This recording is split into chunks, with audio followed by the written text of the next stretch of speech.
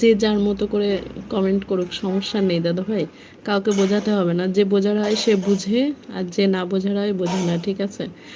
আর বাস্তব এটাই, তুমি ঠিকই বলেছো, তুমি ঠিকই বুঝেছো, তার কারণ তুমি তোমার সটকিকে ভালো করে চিনেছো, বুঝেছো।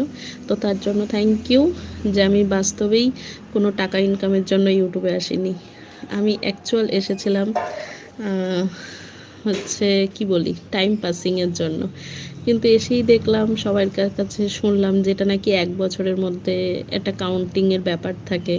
তো সেই জন্যই ভাবলাম দেখা যাক, 1 বছরে যদি কাউন্টিং হয় তাহলে তো একটা ব্যাপার হবে, তাহলে তো সাকসেস পাওয়া যাবে। এখন কি হয়েছে, যখন আমি চ্যানেল খুলেছিলাম তখন এরকম সাকসেসের চিন্তা করিনি, কিন্তু এখন সাকসেসের চিন্তা হয়েছে, কিন্তু তারপরেও চিন্তার বাইরে। ওই লাইভ টাইপ করি না ঠিকঠাকভাবে, তাহলে কি আর সেইভাবে আমি সাকসেসের পিছনে দৌড়াচ্ছি? না, আমি অ্যাকচুয়াল এটাই ঠিক যে আমি ভালোবাসার পিছনে দৌড়াই আর দৌড়াবো।